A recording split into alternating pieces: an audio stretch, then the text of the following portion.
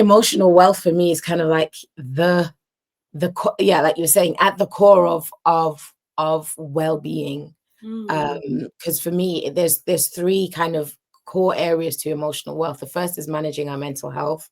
And so that's, we go into emotional regulation, again, establishing that internal sense of safety, even when the external isn't necessarily safe. It's reclaiming that internal sense of safety as well, where trauma may have, disrupted that in some way. The second element is resetting relationships. So once you have an understanding of, who you are, what your worth is and value is, being able to engage in relationships in a new way with that worth and value carried forward, recognizing how are you going to communicate in those relationships, what type of boundaries are you setting in those relationships.